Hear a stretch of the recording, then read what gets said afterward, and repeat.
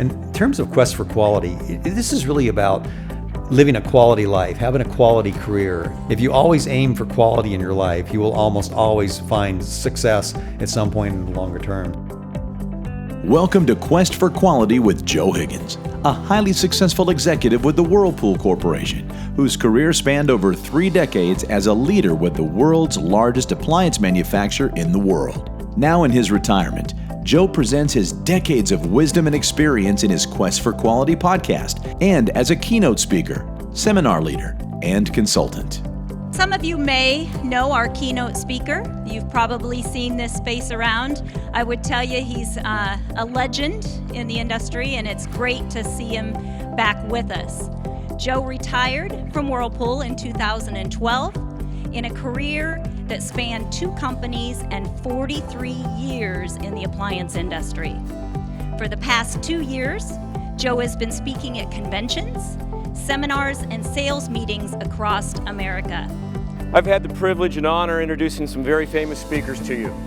Charlton Heston, Olympic gold medal winners John Neighbor and Mary Lou Retton, and last year, in August, Debbie Fields. They were all great speakers and showed you how a winning attitude brings success. But our next speaker is even better. Joe Higgins has walked in our shoes. Joe has been in our industry for 43 years working for both GE and Whirlpool corporations. Joe has held every job conceivable, from factory service, logistics, marketing, merchandising, small dealers, large dealers, key accounts, and contract. And if you can believe this, Joe had at one time 23 dealers in Las Vegas alone. Joe understands retail and wholesale, both at the local and the national level. Joe has been a friend to the independent dealer and to Brand Source his entire career. Joe's the only speaker in our history that we've invited to talk to us 2 years in a row. His insight on trends and our retail business have been spot on. I can't wait to see what is Joe's crystal ball. Please help me in welcoming my friend and your friend, Joe Higgins.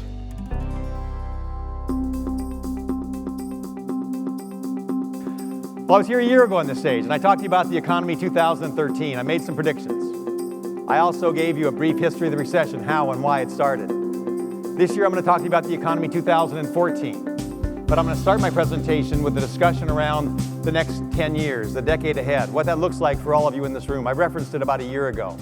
You see, I realized that you are not here with just a 1-year plan, that you have 5-year plans and 10-year plans, and I want to address that, and I want to leave you with confidence that when you leave Orlando, when you leave this convention, that you feel good about the growth that's coming in America and what it means to all of us in the longer term. Now, I'm not sure how many people in here have a gold presidential Rolex, but when we were at the president's meeting in Las Vegas, there was a watch boutique downstairs. And I was talking about Rolex, and I saw it, and I went in and I said, what does a gold presidential Rolex cost? And the lady looked me right in the eye and she said, $35,000. And I said, thank you, and I started to walk out, and she stopped me and she said, well, wait a minute, but for you today, $28,000.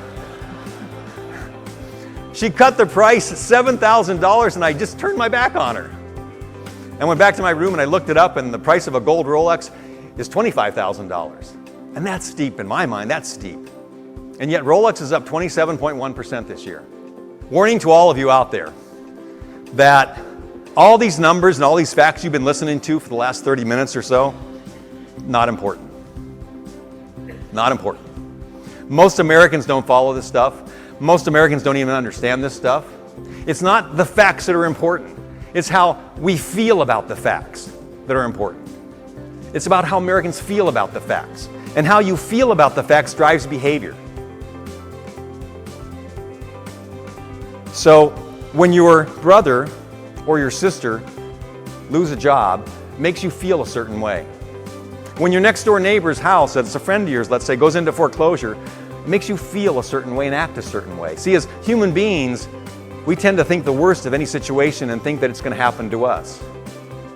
And if some rep that calls on you gets downsized in an organizational change, it makes us feel a certain way. And as leaders of your organization, as all of you are leaders in here in some way, in some fashion, that your people are better salespeople and they're more motivated if they believe and if they feel like we're on a good course.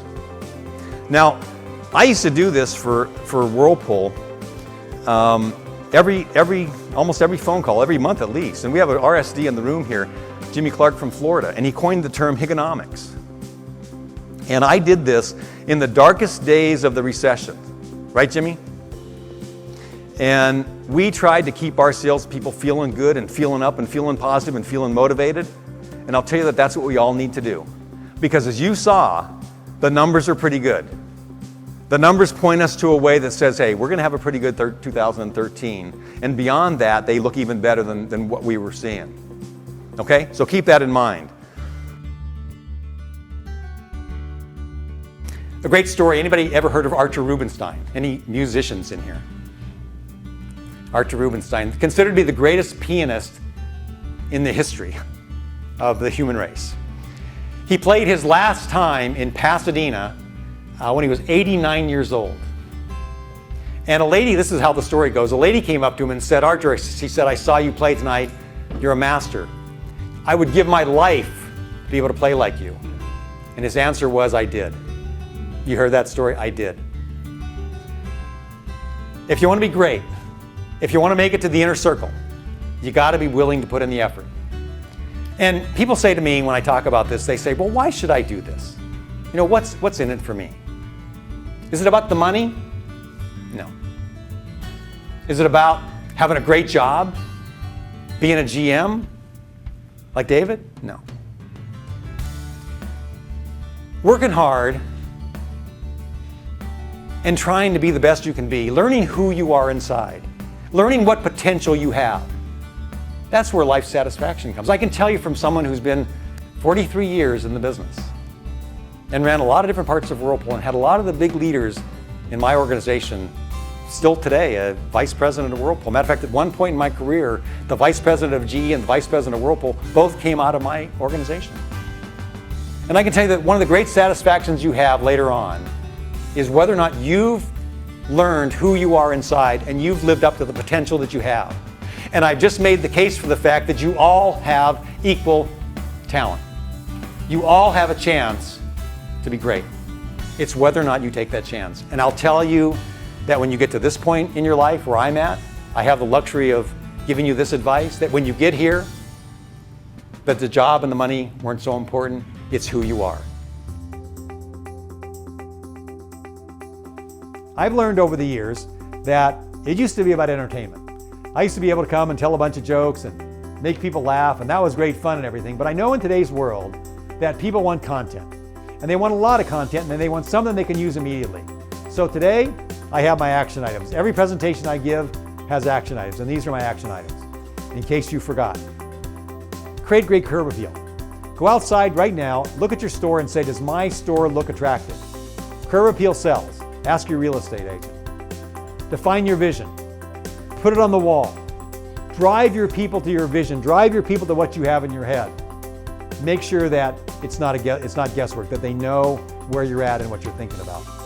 Set up a meeting to create goals, 2 big goals in your organization that you can drive your team to that will make your business better over the next 12 months. Write up a customer service presentation. Make sure that you have something that every customer has in their hand when they walk out your store and go somewhere else. They can look at your presentation and say, wow, they do all these things and this guy doesn't, I'm going to buy from them. Because if you don't say it, it doesn't exist. And then, as an owner, obsessively train your team on customer service. And I say obsessively like Vaughn's. Make sure that everybody that comes to work for you loves to work in the business you're in, but wants to be a customer champion in their own right. Now I asked this group here, because I don't know, can you tell me what part of the chicken are nuggets? Can anybody tell me where the nuggets come from? Every part. That's a great answer. Actually, what I read is they scrape all the stuff off the rendering floor. They put it in that pink slime. They create nuggets. And those guys that work at McDonald's that create the food taste, they make it taste so good that we can't stop eating them. That's what's sad about it. There's your kids again. And then this one. This is the hard part, because for every one impression I give you today, for every one, you get 17 from fast food outlets. 17, they spend $1 billion a year on advertising targeted at your kids. If you drive down the average street in America, there are 20 fast food restaurants hearkening for you to come in and eat their food. I have no chance. You have no chance as parents. This is why this is so critical and why this is so important. Ladies and gentlemen, this is not just an issue. This is not just a small problem. This is a catastrophe that's happening in America. This is a disaster. And if we don't begin to make changes today, it'll overrun us in our healthcare system as well. For more information about Quest for Quality and to learn more about inviting Joe Higgins to speak at your industry's conferences, association meetings, workshops, fundraisers, and other events, visit Q4Qwithjoe.com and click Request Joe.